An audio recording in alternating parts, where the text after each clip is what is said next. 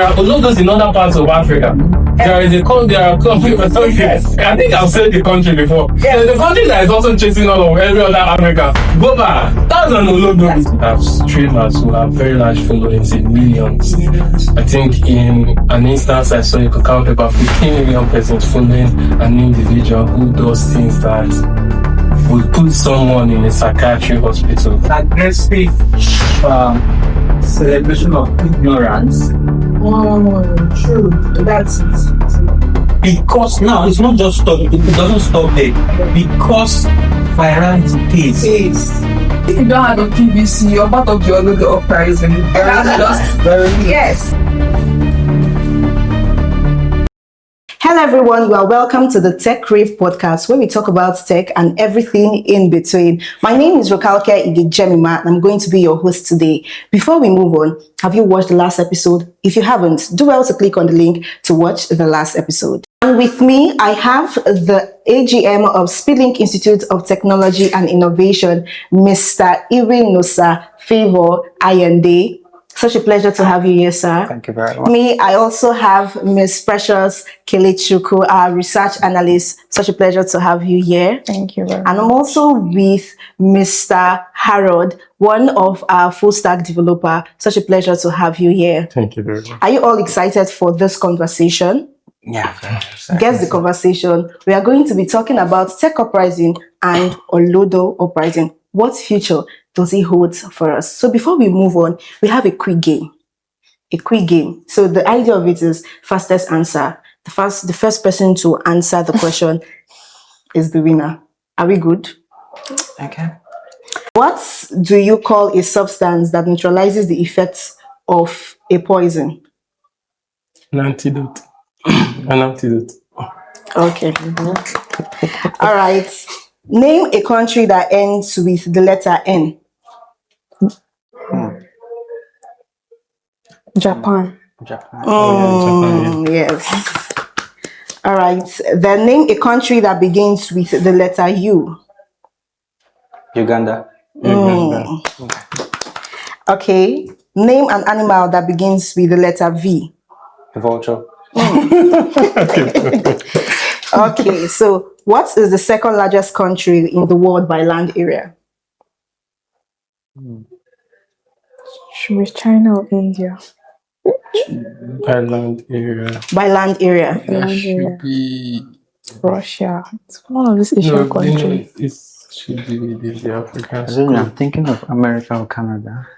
Canada. Yeah. All right. So which game do you buy and sell properties? Monopoly. Yes. Yeah.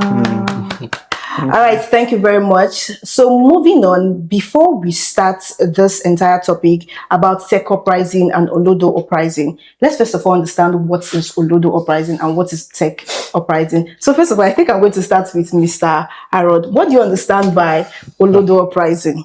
Olodo Uprising is very contemporary. YC came about the word to describe a current trend of rising entertainment consumption of an entertainment niche based off of contents that are not intelligible, contents that do not promote critical reasoning or any form of value-oriented system, just random, unintelligible conversations going on. Okay, actually, that's the meaning of Olodo Uprising. So, Mr. Nosa, what do you understand by Tech Uprising?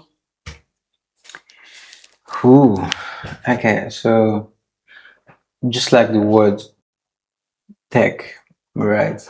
It has to do with the things technology can help us to do, do better, rather than the manual way of doing things, but technology now helps you do so. The whole idea of using tech to do things better, right? Okay. Though it's a bit broader, but I mean, to a common man, that's just basically what it is. Okay, so this is a general question. Do you believe an average Nigerian is an Olodo? Miss Precious. You won't put people. Do you believe an average Nigeria is an Olodo? Yes and no. Okay. Well, I believe that Africans, Nigerians, we are intelligent in our own way. We Their have, own way. Okay. we are street smart and we are book smart, right? But I feel that in this context, the Olodo Uprising context, they are more loud than the rest. So it seems like an average Nigerian is an Olodo, whereas it's not so. It's just that the Olodos are louder, right? So, okay. Mr. Nusa, do you think an average Nigerian is an Olodo? No, just like Miss Precious mentioned, you know, the thing is, you would want to think that the person who speaks more or who is more louder has is more intelligent. Okay. And it's just like we also tell our students here at Speedlink, we tell them when you're learning something, talk about it. That's the only way clients will know that you know how to do. And so if you now bring that concept into the Olodo thing, the majority of people who speak out, who do these things, they fall in that category. Okay. And then the guys, the tech guys, most times they're just swamped up in their work. They don't want to speak about what they do and all of that. And hence the gap is quite wide. The margin is large, So the people who are doing it for the sake of, in quotes, money, they get the space compared to those guys who are doing the actual thing. All right. That sounds good. What about you? What's your take?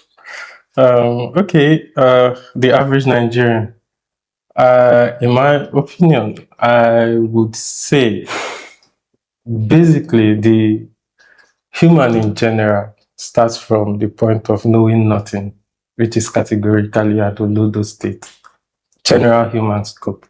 But then there is a point where you approach education, whether formal or informal. That's where intelligence builds.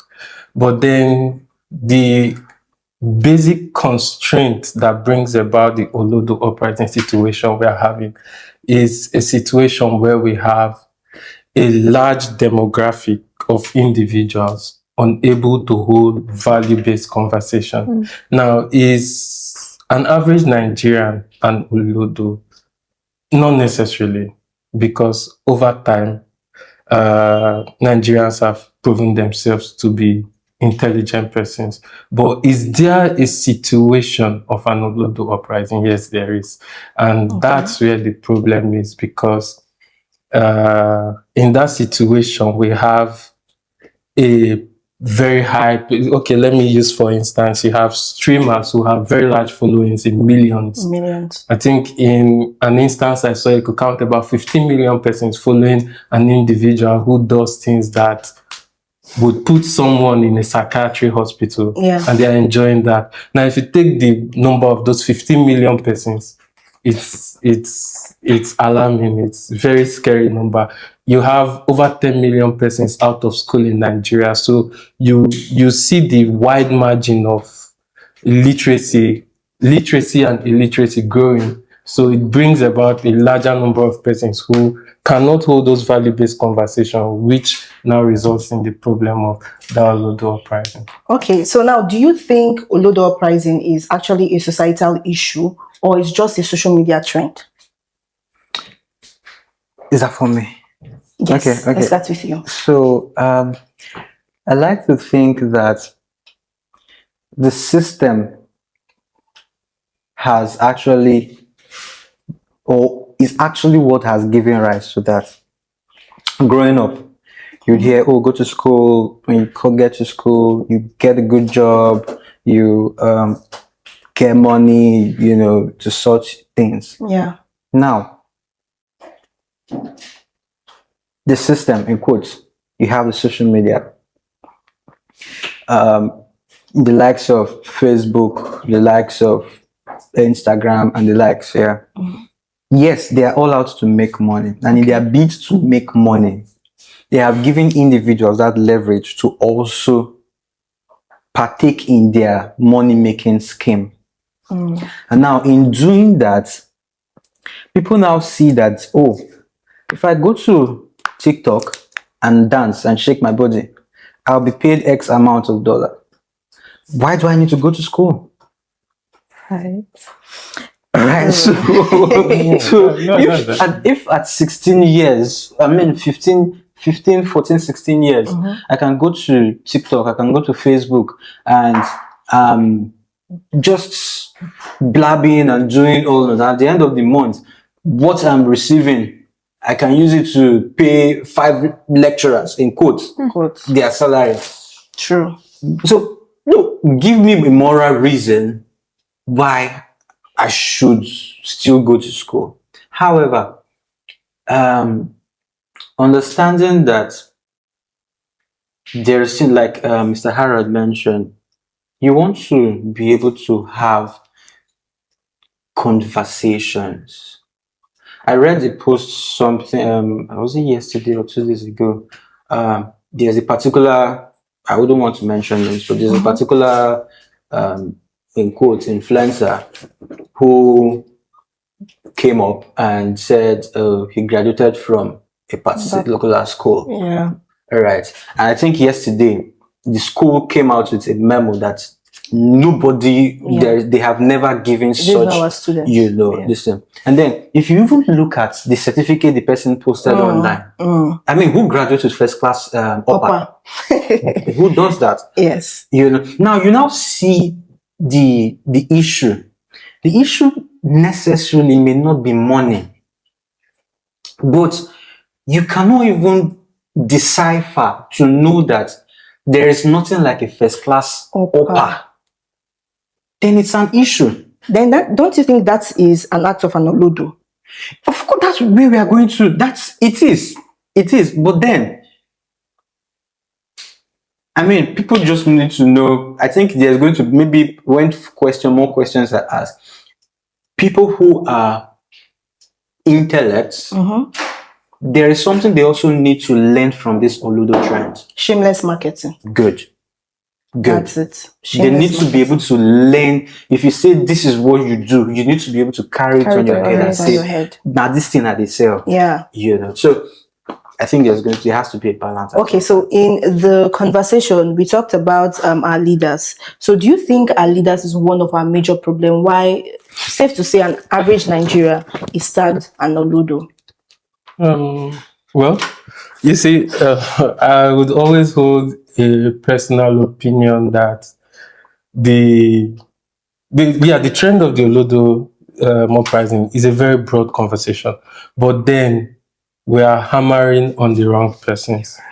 What we see on social media is just the symptoms of a systemic failure. Yeah. Now we have an educational system that has failed. We have a vast majority of our leaders, both politically, who don't have certificates. Over time, in every electoral season, you see NYSC either having to, I think in the last election, if my memory serves me right, NYSC rejected a lot of certificates. In fact, one of the governors in the East had a case with his own NYSC certificate. I think a court had to order NYSC to accept the certificate, which NYSC said it was forged and it was not from them. So you see the problem. We have leadership that do not value education. If you look at the current education budget, it does not even reach the standard. Now you have leaders who do not value education. They've made the education, the entry barrier into the educational system so difficult. If you discuss with an average school leaver in Nigeria, you literally almost shed tears. Just take your time, go around the street, talk to someone who just said he's done with WAEC. You'd be surprised, has this person ever been to the walls of a school, of a secondary school, even primary school before? Like, if you even pick your phone to maybe chat with someone who is in the scope of a Gen Z in Nigeria, you'd be surprised at the kind of things does this person know how to construct proper? So you see, we have a failed education system. And a failed education system is not because of the students, it's because of the entire ministry and the political class that has failed to provide proper education to these persons. Now, when education fails, like what Sanosa had said, we have you're drawn between. Nigeria is currently the poverty capital in the world. You're drawn between survival and education. You're drawn between paying a school fee and getting your maybe 1 or 2 meals per day.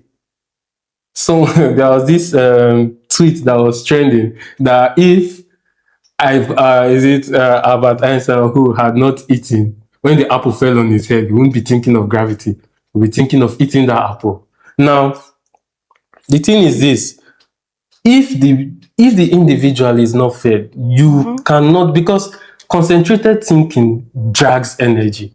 One of the most tedious work to do is brain work. A mason can do his job and the next 3 months they have physical muscle. If you decide to study for 3 months straight, you lose weight because your brain burns more energy than you can imagine. Now, you have not secured your meal and you have the option of going to school, and the situation of poverty is so bad that some parents, we're just talking about Olodo Uprising, there are a broader scope of social vices that are currently going on, like the hookup culture and the rest, where I've seen a situation where a daughter literally complained that her mom is pushing her into it, and she's already into it, but the pressure from her mom is like, you're not bringing enough. Continue. Now, you have these guys who are tagged the Olodos who are out there trying to survive. And the only way they know how to survive, you have mediums that monetize what they do. And because they are bold enough to put it out there, they now have the same demography of persons who incline to their ideology following them. Now, this now brings about views. Now, when you have like 5 million persons consistently and religiously following you, it would naturally drive revenue towards your pocket. Now, if I have brands coming to meet me because I have the audience, and a brand will pay me 50 million. There was this influencer who did an ad for CNG vehicles, and it's funny, as at then he was dragged because of the scope of the whole ad. It had nothing value driven with regards to CNG, just a lot of vibes and shouting. And if I have the audience and I have a brand that will pay me 50 million, I've never seen 50 million before, and my first brand deal is, take this 50 million, just talk about us. You think I'll stop acting crazy on the internet? Then you're joking. Because I have seen a means of livelihood. I don't need education. And the thing is this, you have persons outside okay, you can say Mark Zuckerberg, he dropped out, he went back to finish education, and a lot of other persons in other civilized worlds. That's because the system encourages, it pushes education. We have a system back here that do not support your education. I mean, best graduating students get like 10,000, if at all. Or a handshake from the VC in an entire institution of how many thousand persons graduating, and then they give you 10,000 for your hard work. And then you see tomorrow your neighbor or colleague who just shouted, Madu, he has like 50 million naira endorsement deal. If you see, the thing is this, if you don't have character and your training is not fully etched into your subconscious, you drop your certificate and tomorrow you start shouting Madu. Because at the end of the day, an individual needs to feed. And so if we as persons would address the issue of the Olodo Uprising, we must first address the systemic failure in our politics and in our educational system. Okay, but right now they say we should actually do shameless marketing. Shameless marketing is actually a thing right now. But what will you say to those that know the right thing, those that are educated, but they refuse to put themselves out there? Now, let's not talk about the over 1 million people that are following the supposed Olodos, because now we have names called Olodos. But you talked about like the system itself, about mothers supporting their children to do things like that. So in a case where the people that are relevant are not putting themselves out there and the attention span of Nigerians are actually so small to listen to educational podcasts or things. Trust me, some persons might not watch this podcast to this extent. So what do you say about that's that? actually true. Now, this will bring about the part of social engineering. Right. In most countries, okay, let me just take China, for instance. I don't use TikTok, so it's not, I just don't use TikTok now. But there are things you'd find on TikTok within the Nigerian, most social media apps within Nigeria and African context that you would never see in China. No matter they don't pop up. That's because there is the general ideology of social engineering. There is what is most popularly consumed. Now, putting out, yes, persons who are intellectual would put out intellectual content, but then you must understand marketing is driven by the general societal values.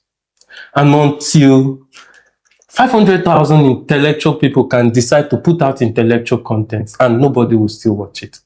Because the thing is this, on the larger demographic level, the mind of the average person has been fractured by a broken system. And we must fix our system. If we don't fix the system, you can keep generating content and people would not want to watch it. Now, let me give you an instance. When we were growing up, we had people wanted to write books because your parents would tell you, right, I wrote a lot of storybooks. Because your parents will tell you they are going to publish it, Oh, write articles.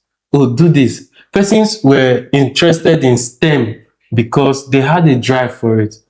Go to our secondary schools and find out what's going on. Go to our primary schools. Back then you could see schools bragging that we have masters holders as our teachers, PhD holders as our teachers. And those schools, an average earner can afford it for their kids. Go and check. There is a school at the back of my house. It's just one self-contained. And every day I look at the window and I'm like, why would a parent in their right sense send their children to this school? The thing about Nigerian education system is so bad that when you see the product, if you're someone who is conscious about intelligible products, intelligible minds, you become heartbroken. And the product of a failed system, I would still say, is what we are seeing. It's not just about putting content. Who is going to understand you if you start teaching physics? I heard a story that a lecturer in the university had to ask his students to go back and take tutorials in O-level maths. That's something they should have done in the secondary school, like you're good in this. No, but because they were not getting it, you have to go back and learn these things.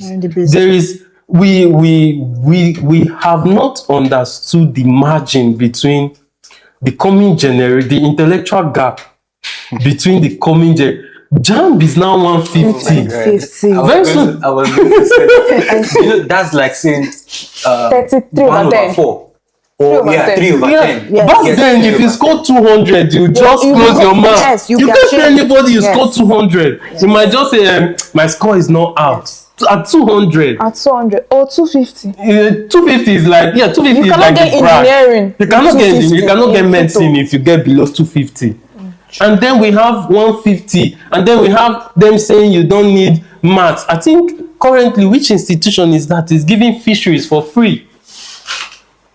I was writing JAMB 2011, 2012. Fisheries, you have to pass. Even in basic, it was not even basic. One of the institutions is not even that basic. You had to pass. So if the standard has so dropped, I don't think the word is dropped. It has fallen. It has fallen. Because, it's at the most abysmal level. Talking about education, can you be highly educated and still be irrelevant? You can be highly educated and still be irrelevant. So what's the place of education? Now, let me add context to that. Now, education does not guarantee relevance. Relevant. It's Success. what you do with it. Education does not even guarantee success. It's what you do with education. You can. Now, education is how far you're willing to improve on your ability to think. It's not just the book you read. Now, let me give you an instance. If someone keeps solving a math problem for you, you would never learn. You would never know. But the one you solve for yourself, you would never forget because you've been able to train your mind in a certain way to reason along the lines of that logic. And that's one thing. Education grants you the power to reason logically, think properly, and all that. But then, you have the ability to apply that thinking in real life situation. What now makes you stand out. And so relevance now come. We have in this country, we've seen professors bastardize their what they call it, their degrees and positions. We've seen it happen in many sections or sectors of industry in this country. And it's just very shameful, but that's the truth. Are they relevant? They've not added value to anybody. I would love to have everyone's take on this. What's your take? Does education guarantees relevance in the digital world? Education does not even guarantee success. Okay. Education teaches you to read and write. But what you do with that is going to determine what you're going to be or the output you're going to give. Okay. For example, education, you would learn, maybe you want to be a doctor, you go to medical school, you want to be an engineer. You can still graduate from medical school and decide that you want to go into acting or you want to go to another. But your mind has been shaped, your thinking level has improved and gotten better. But what you decide to do with your education prowess is going to determine how relevant you're going to be. Okay. Mr. Nosa. Okay, so I like to think that education or the school system or the reason why we even go to school is to be able to interact with people. Okay. All right. And why do I say so? A majority of my progress in life is a function of the people I met in school. Not even, I read human anatomy. Okay. But today I'm into data analytics. I'm into, so it has nothing entirely to do with, this thing. So the context of education is how you are able to, I was watching a video clip the other day. The education system actually just ensures that, that you have a lecture by 7 a.m. You need to wake up by 7. You need to go to class. You're going to interact with people. You will come back by 4. You need to read. So you've been put in that rigorous training for 4 to 5 years. Yes. And that's now what's going to help you when you're out of the educational system. So now that you're working, you think, I need to wake up by 7 a.m. to go to work. I'm going to be back by 4 p.m. I'm going to meet people at work, So all of those things is what I see education really as, because not at the end of the day, not what you read in school that you end up, doing. For the record, human anatomy has really not put a dime on my table. But I mean, we are many. It is what it is. So, okay, the conversation is becoming interesting. But before we go on a quick break, have you liked, have you shared, and have you dropped a comment? Olodo Uprising and Tech Uprising. What's your take on that? We'd love to see it in the comment section.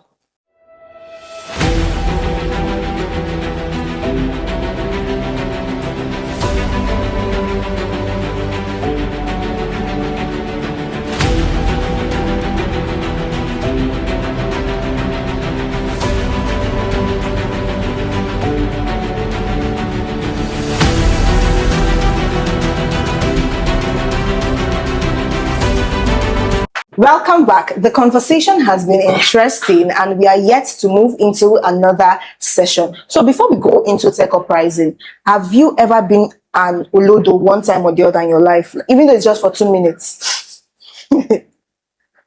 Let's start with you, sir.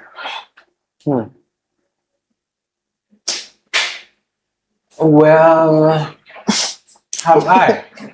Been an Olodo before? Okay, so in context, that means I don't know what to do at that time. Or With the going definition online. of Olodo we've given. In this context now. Okay, with the definition we've been given so far about Olodo, have you ever been an Olodo? One time or the other? There Like are you've done times something where- being like stupid. Stupid. Although growing up, maybe it's not your frontal lobe was not developed by then. Just maybe. I'm trying to place it, but there's it's not coming. Maybe when they give their responses. Okay. they- Okay. I want to start with you. I don't. When you start start, Trying to- I want to start with you. Have you been an Olodo before? Maybe in a relationship, friendship. You know when they say you're a mumu for love, you're a mumu for friends, things like that. Have you been an Olodo before? Even though you've not come out online to dance, which is in that context is not 100% Olodo. because you dance.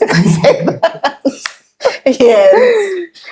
I mean, sometimes you might have to compromise in some certain friendships. Okay. Yeah, so Okay. So is that a yes or a no?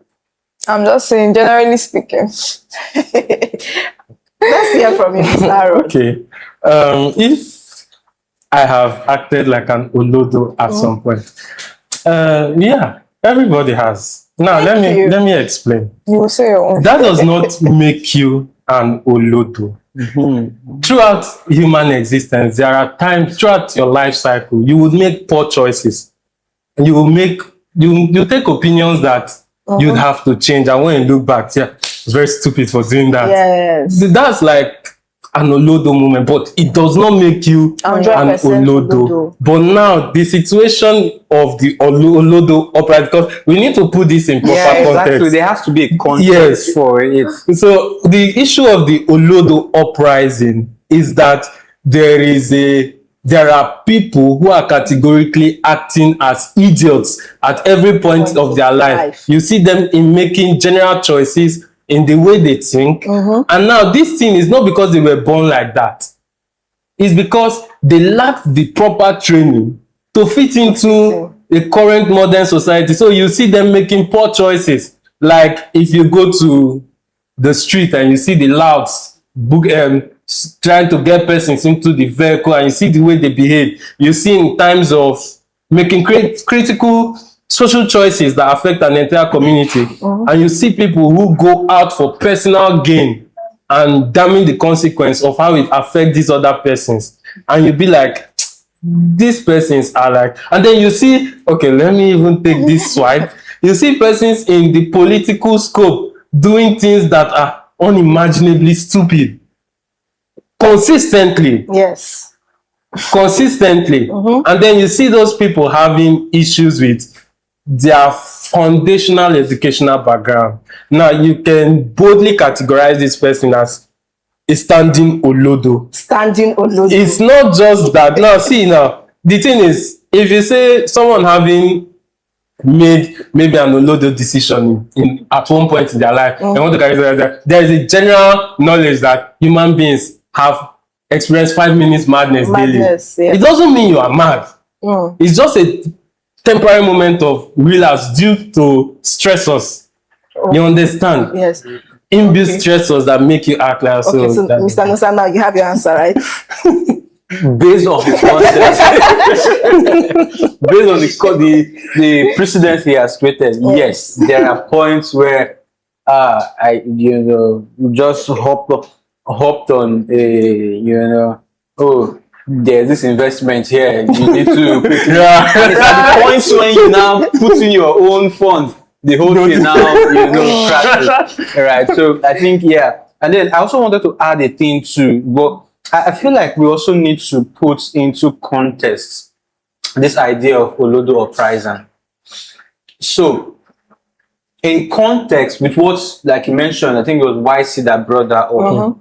I think the idea of Olodo Uprising is an aggressive celebration of ignorance. True. That's it. True. Because now it's not just stop, it doesn't stop there. Yeah. Because virality pays. You get, so it's not just because people are just going online to do, no, they are doing it because There is a there profit is behind it. exactly, yeah. So, and it's more like that profit is, as long as you can get the traffic, The money and as long as you can get anything to Anything get, goes. and I feel like for some reason, I think when I know there was a time when the Nigerian body government, they were trying to regulate social media. Yes, though they did not do it for, it was for some their own selfish gain. Yes. But I still feel like that's what's helping the likes of China. There are certain applications. I don't think WhatsApp does not work there. They have their own built-in systems, and then they regulate those things. Yeah. Right. And now the system, the likes of those social media platforms, they understand that anything really works here. Yeah. So Yeah, they push it to us. anything. If you want to test any solution, you know, Nigeria is like the ground for you to do that. And then they know that for them to make money, they need to be able to, these guys, so you cannot necessarily stop people from doing it. They are encouraging it. Yeah. That's the way the likes of YouTube, if people don't run adverts on YouTube will be out of business. Of course. So it's everything is actually encouraging people to, you know. So I just thought to, you know, put that in straight so that it's not because people are making rash decisions or just, but they are doing it because, in quotes, there is a profit mechanism, you know. My own problem is not even the current situation. My problem is these supposed Olodos. In a couple, like if you keep consuming this kind of content. In 3 months, in 6 months, in 1 year, it's going to shape and reshape who you are. Yeah. And also, these people are going to procreate. They're going to have children, and you're not going to give what you don't have. So I feel like it's an attack on our morals, it's an attack on our future, it's an attack on our generations to come. This whole issue. Yes. It's currently an actually big issue going on because it's the same reason why someone would look at Cosmos Maduka, the owner of Charisma, and call him a poor man. You can imagine. So the thing is this, so long as there is a system where they derive profit, revenue from, people will not, it will be difficult. But take this instance, you have a government that supports innovation, a system that supports innovation, drives deep thinking, drives research, supports education. Give it the next 4 years. It was last week or so that we saw the news that Nigeria has been removed from international math Olympiad because we can't sponsor our students for the last 4 years. It was not 6 weeks ago or 3 months ago. They flew over 1,000 celebrities to the UAE for an event. Yes, but yes, we cannot sponsor. We have other programs. They are discouraging the youths, and the said leaders are the ones that money shame us. They try to make you feel like if you do not have, we don't want to call names, but we know what we are talking about. If you do not have a certain amount of money, you do not have a say. You don't have to talk in the country. I think we are not. Sorry to cut, but I still feel like I know Sir Harold Mann was talking about the system where we find ourselves in, and I also want to think that the system is actually structured to make people still in bondage. Yes. There was a viral video, I don't know whether it was last week or so. A lady came out, I think there were 2 girls. 15 pa, I don't vote. They don't give me they don't for 15 pa. Yes, we said. And in my head, I'm like, how much is 15? What's your future? 15,000. So for the next 4 years. For the next 4 years. And then again, I was having a conversation with someone, and for some reason, I do not blame that lady. Here's why. a young man a man has in the last election, he said with all his heart, I'm going to vote the right person. He went out, he voted. He waited to count. He saw that the person he voted won in his location. And then when they call out the listing, he's hearing a different result from his own location. Now, somebody like that, this next election, maybe during the course between the last 4 years, he has lost a sibling. He has lost things to the system. Yeah. You know, he has lost things to the system. And then somebody now comes to meet him. This guy has not eaten for 2 days. And somebody comes, if you vote for me, I'll give you 15,000 naira. And this guy needs that 15,000 to maybe buy a drug for his daughter. Oh. So you see that the system is is weaponization of poverty and constricting people. There is even a one terrible situation where in Ekiti State, prior to this current election, there was one of the campaign train throwing breads, like bread, just throw bread, and grown men people's father and mothers were running, picking our. There is poverty in the land, and they are fully aware, and they weaponize on it. Is the weaponization of poverty has made is making people who lack the ability to have critical thinking. Now we are in the urban areas, and we are having this opinion: travel to rural Nigeria. Just travel. Just decide to travel to rural Nigeria. You'd realize that what you have in the life you live in the city. I can tell you, when in River State, we're in the river and the delta sides of the country, if you look at the map, going through the creeks, I tell you that there are children, like where I served when I was doing my service back there, there are children who have never seen a four-wheeled vehicle. They don't know what a keke looks like. They don't know what a motorbike looks like. They've never seen these things in their life. They were only privileged to have electricity because one of the oil producing companies which was currently sold the last 3 years was powering their diesel powered jet with diesel. Wow. That's the only thing. That place looks like a secluded asylum because once you travel there, you can't come out until, as an NYC core member, you can't come out until the day of your clearance, your monthly biometrics. So you see that we have the population of Nigerians in the city, and then you have the population in the rural areas. The system is so bad. The thing is this: we are so used to bad news. At some point, we've developed an immunity to it. Yes. And so when it happens, we try to isolate ourselves. Adjusting to at if you take a megascopic view of this thing, put yourself in the picture, you would hardly argue why an average Nigerian, once you take your passport and you go to the airport and you cross this border, you're treated the way you're treated. Because at that point, nobody looks at you as an individual. They call you a Nigerian. And the way they treat a Nigerian, that's how they will treat you. And we are being chased. Yeah. And that's why South Africa will tell you, go back. Simple.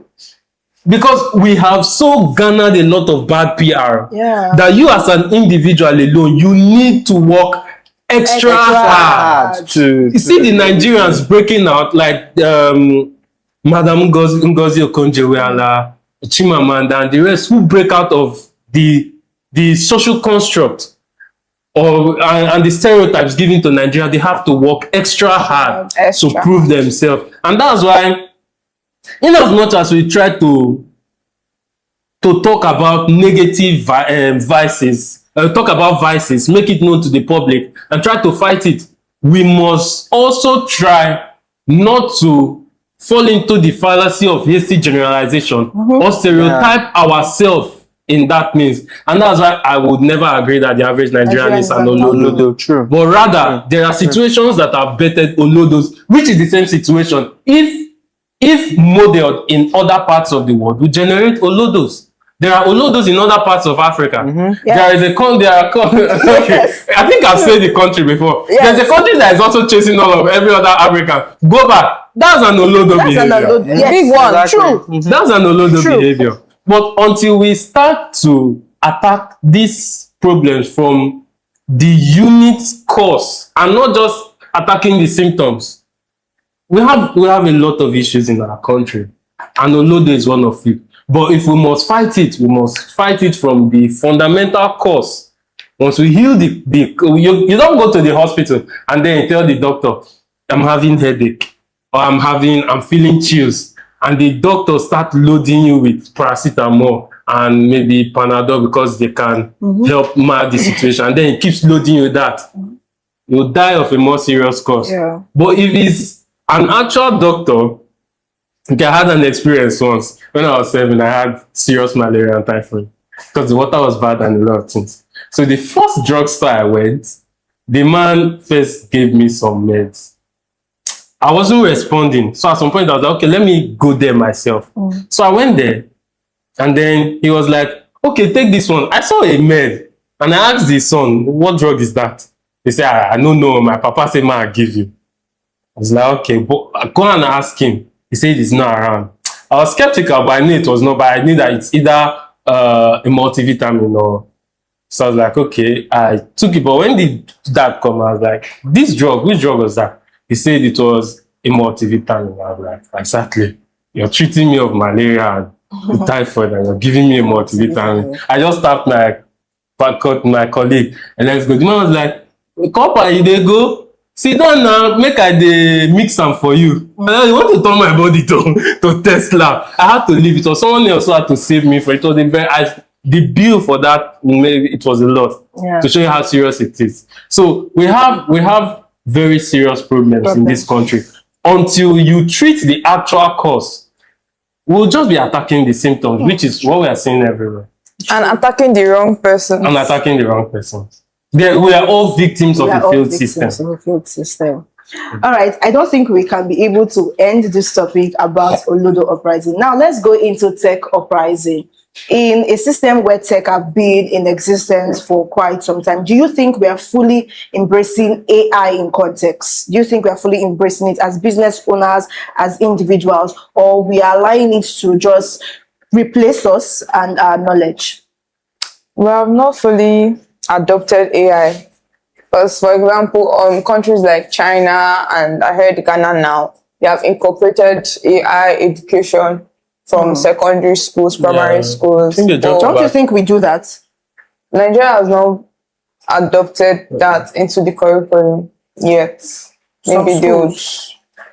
I think at a percentage of those schools, like big schools in context, I think they do. But what is the agency in charge of the Nigerian education? I don't think the curriculum. The curriculum all the schools follow. Okay. Because they write the same way and the rest. So they have not incorporated that fully into and any change that we want to bring in, as much as the older generation or the youth have started to adopt AI, we need to start from the younger ones. We need to start from those and then this AI education that we're talking about, like you mentioned, the schools that might have adopted it are schools that are very expensive. That the common person cannot afford it, right? Yeah. And also, you might be going to those schools to tell them about AI adoption,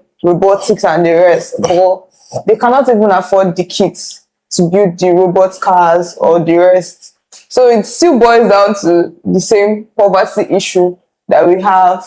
We don't have where maybe you can borrow some kits and then return it back, just like in libraries for these children in underserved communities. Because believe it or not, a larger percentage of people cannot still afford even the basic education that we currently have. Talk more of adopting AI. Then in the AI context, the part of AI replacing humans. AI is not replacing humans. AI is human beings that can use AI to make their work better.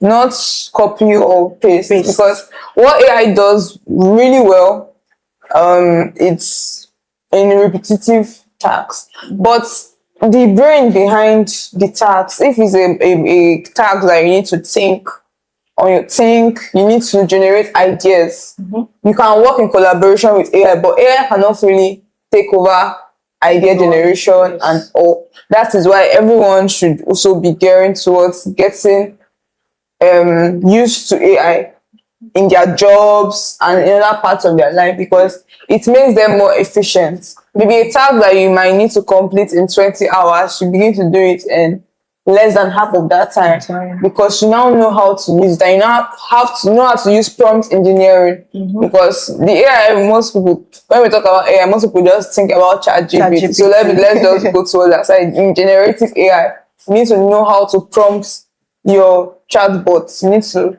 know how to prompt them properly to give you the results. Prompt engineering and context engineering. If people can learn that, yes, because I've seen the case where in an international conference that South Africa too, they rejected their proposal or something because like AI was written all over it. So I think if the person that prepared that document or even reviewed that document knew how to use AI and knew their job, that the AI is not replacing you but helping you probably in your thought process, your generation process, and the rest. So that's it. Okay, Mr. Musa, what's your take on that? Okay. If AI is coming to replace, yes, and if we fully embrace AI, if we have fully, no, we haven't, because there is still a lot, there is still a lot more ground to, achieve with the use of AI.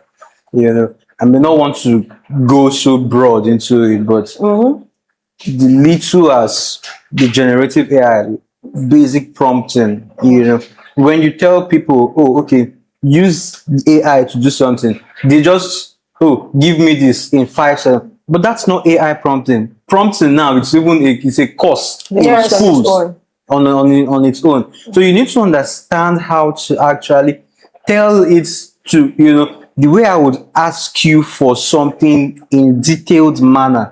That's the way you should be able to, tell AI to do that. All right. So it's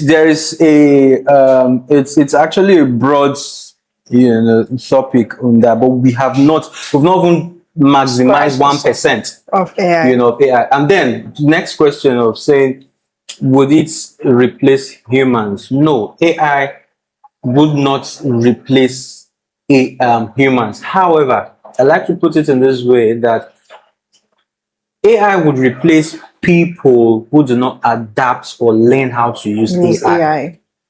But when you know how to use it, when you know how to do the right thing with AI, then you would remain relevant. And again, there are also people who do not even want to hear about it. They are ignorant about it.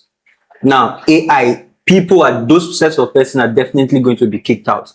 Because at the end of the day, you cannot be using something, a job you would have done for maybe 2 weeks, 3 weeks. I'm telling you, hey, you can use an AI to do it in 2 hours. But you're telling me, no, because this is the way I've been doing it for this. I would rather give it to a younger folk who is going to use the AI to generate that thing for me in split seconds. So I think AI is not going to it's not coming to take up our jobs. Yeah. Okay, I'm going to still throw this question to you. If you were to tell a younger person or someone that's trying to learn a tech skill, what tech skill will you tell them to learn? Okay, so I don't do that. I don't tell people what skill to learn. As an advice? No, I don't. I don't advise people what skill to learn. Okay. And here's my reason why. The same energy I would put to learn a skill may not be the same energy you would put to do it. And when I not tell you, oh, go and learn this, and you don't put that same energy, of course, you won't get the same results I would have gotten. And so I rather prefer to tell people, go to Google, let Google tell you certain skills. Look at where you think you have preference, and then just focus on it give it all the energy you can in the next 3 to 6 months. And when you do, because the truth is, there are social media managers who earn more than some full stack developers. Sure. There are some full stack developers who earn more than cybersecurity experts. So I cannot tell you, hey, you need to learn cybersecurity or you need to learn. No. But what I can tell you is focus, put the energy in it, and try to write certain proposals. Try to put yourself out there, and then whatever company that gets to hire you or poach you, Okay. good and fine. But that's, hey, now data analytics they're in now. I won't do that. Oh, I don't okay. do that. Yeah. Do you have the same ideology? Yeah. The same ideology. You won't tell someone the tech skill to learn. Yeah, actually, no, I won't either. Over time, when persons say they want to learn skills, the best approach is this. Like Sanosa has said, they should be able to look up what they want to learn. Yeah. They should be able to choose, this is where I have a flair for. Now, someone can, and the thing is this, basically understanding that humans' knowledge, one person's knowledge capacity differs from another person. You cannot categorically then tell 5 persons, go and learn full stack. Some persons will open their laptop, shut it down, and tell you, curse you for that. Because they would not relate. But tell that same person, go and, maybe the person on their own finds out graphic design, digital marketing, something else along the line. They would have more flow, content creation, social media management. They will have more flow with it. They would go with it and have a proper result. So I actually think it's just like saying a parent constricting their child, you must be a doctor. Exactly. Yeah. Okay. Yeah. Okay. It's not the right All right, approach. so let's go personal. What's one decision that you've made that you are very proud of? Okay. With regards to No, general. general. Okay. Okay, there are a lot, but to narrow it down, I'll just say one of the decisions I've taken that I am proud of is getting into the tech space. Yeah. So software development and all this stuff. In fact, the first time I decided to touch a laptop was during my final year project. That was my first time. I just typed on it, and it's not even spoiling because I had this idea that this thing is not for me. If I touch it, it will spoil. So my final year, close to my project, I was like, I need to type this thing or another. And then I started typing. That was like my first encounter. And then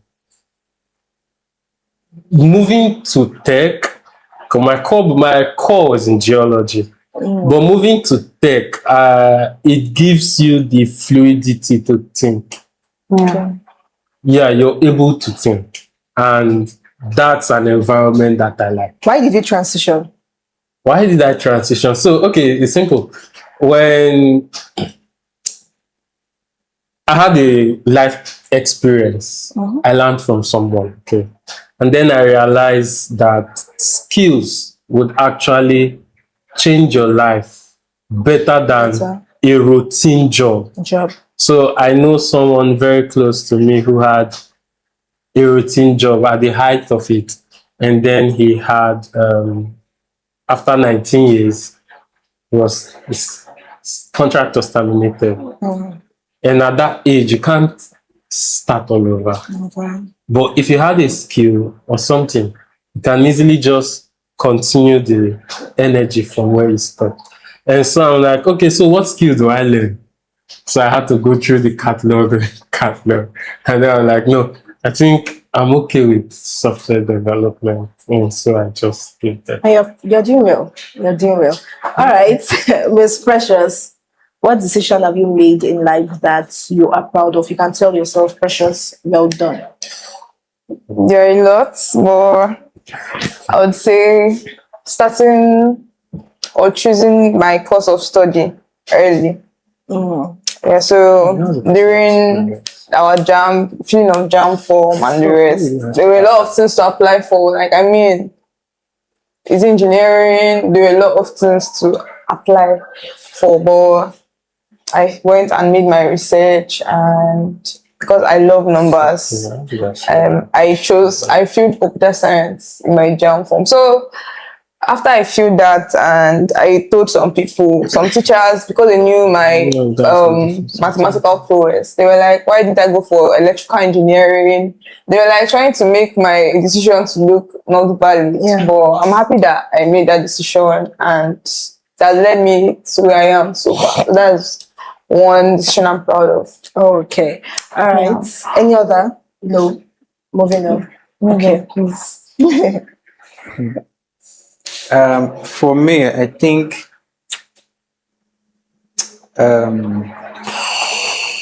there are two that actually, I know there are lots of decisions that I've made that probably would I'm proud of, but there are two that's sticking to me. The first is maintaining good relationships. Yeah, maintaining good relationships, because I want to believe that be it mentors, colleagues, or subordinates, having to not necessarily cut off, maybe because there were some issues here and there and all of that, having to not, because where I am today is as a result of, oh, I know somebody there, I know somebody that he can do this, he can, help fix this and all of that. And I've been able to, skip the long route I would have done, standing on the shoulders of people, and then, so maintaining good relationships, I think that's one decision I'm very, very proud of. And then the second one is building publicly. Building publicly. Yes, I know we are saying, oh, the whole Olodo Uprising and all of that, but I can tell you for a fact that if people do not, yes, you're very good at drinking water, but if people don't know that you do that, they would, because at the end of the day, if I'm looking for a graphics designer, I'm going to ask my closest circle that, hey, I'm looking for, do you have someone? I remember when I started out in data analytics, any small thing I do on my list, I'm pushing it out on WhatsApp, I'm pushing out on LinkedIn. And so it's created that sense, that picture in everybody's head that, oh, if I have an Excel issue or a data analytics issue, the next person, Nosa's name comes up. You built a brand around it. And so but if you don't do that, if people don't know, you see them that what they are looking for, even though it's around them, they're still going to hire somebody who is fired. So those are two decisions that I've made that struck. I actually resonate with that very well. So a lot has been rising, and more will keep rising. So what's one thing you will love our generation to come? What do you hope for them to remember us for? What do you hope? Not with necessarily what's happening, but you just hope that the next generation will look at us and they remember us for something. What do you think that would be? Let's start with you, Mr. Harold. Well, the next generation, I think one of the best gifts we can leave for the next generation is giving them a working system. Not just a country that works, because we all know that things are going very bad. Will that be possible? Is that feasible? No, the question of possibility, it's not even it's not something to come about, to ask, because there are nations who have done this. It's possible. It's possible. But then it needs actionable plans, because the truth is, if we don't, nobody will, unless we are all willing to pack our bags and leave the country, which is not possible. And if we do, the stereotype remain. And so one of the best gifts we can give our children is a system that works with quality education. I mean, I don't know, but I'm someone who can be an intelligible conversation. It will scratch me in the parts that annoys the most. So if you have a child that can't even construct proper grammar, and they can't give you a conversation that triggers your mind, and you're like, that's something. I think that's very painful. But sorry, I just because I think I have a question to that effect. Okay. I mean, there's this video that's trending recently. Do you think Nigeria can survive a working system? What I'm asking now is, we all are saying we want this to work, we want that to work. But can Nigeria as a country, because it's way beyond, if we narrow down from the educational system and all of that, there are people who are benefiting from these things solely. So many. In millions, in billions. Yeah. Do you think, because at the end of the day, all it takes is that person that you're saying, I know there's a statement that says everybody has a price. Yeah. Yes, we may not, it's just that maybe that your price has not been met yet. Yeah. Yeah, but I get your point. A working system is very, very beneficial, beneficial to everyone. But can Nigeria, with what we have seen, with what we are now used to, can Nigeria, because even the gatesman in a company you want to go see the director, the gatesman is asking Alpha anything for the boys, Yes. So I don't know, maybe it's going to be a conversation for another day, right? But I feel like this thing has eaten down into the roots of roots and breaking forth. I know God will help us. I mean, He's already helping us. I believe so, right? But as you know, those countries we are trying to liken, to that from onset, that culture has been imbibed in them. But now we have over 50 years, as whether as before colonialism or after colonialism, we have. This system has been there like that, and anybody who even tries to read, they're almost trying to kill the person. True. Again, can Nigeria really survive a working system? Should I respond? Yeah, I think just give me a yeah, I actually think Nigeria can. El Salvador did it recently. They came out from the third world to one of the high standing. They just look El Salvador. Is it I can't pronounce his name. The name of their president is a young guy. He did it. Singapore did it. Dubai and the rest. As at early 2000s, Nigeria, China, Dubai were in the same economic category. They've left us. Yes. El Salvador, you wouldn't mention El Salvador when you mention Nigeria. They've done it. So whatever it is, we can do it. Even the problem we might say is the initial shock of the change. But if there is an intelligible implementation, the initial shock, instead of being negative, will be the positive impact on the general masses. Imagine a poor man being able to just feed 3 times a day at the implementation of one positive policy. It changes a lot of things already, because hunger drives a lot of things. An hungry man is an angry man. So I believe it's possible. All right, lastly, in one word, what future do you think we are building? That's for you. What future are we building? Yes. As a nation. As a nation? As we are going currently. Yes, in one word, positively. Okay, positively. Yes. I still believe that Nigerians are still intelligent. I mean, early this year, a Nigerian, someone with Nigerian origin, some his security company got like some billions of dollar investment. So Nigerians are still doing amazing things.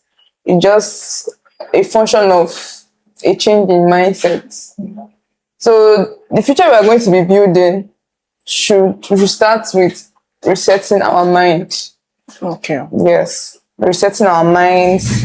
The kind of content people are consuming has to be changed. Like if there can be an intentional 3 months strict mindset set, like what we consume on social media, what we read, what we see on television.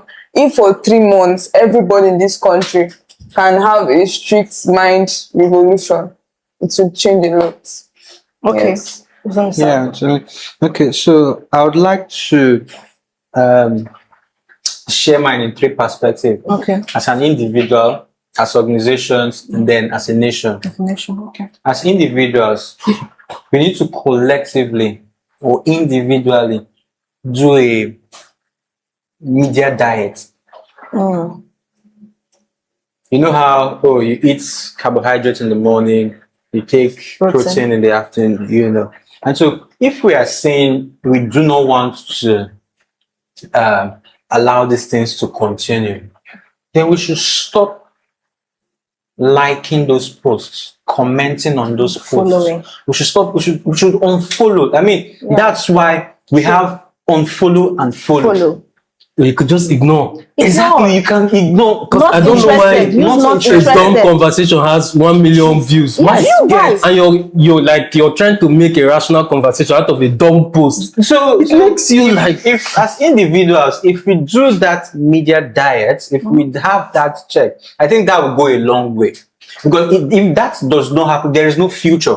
Yes. To be honest, Yes. if collectively as individuals we do not do that, then there's no issue. Then for organizations, as organizations, I want to believe that the reward system as organizations should be what it should be.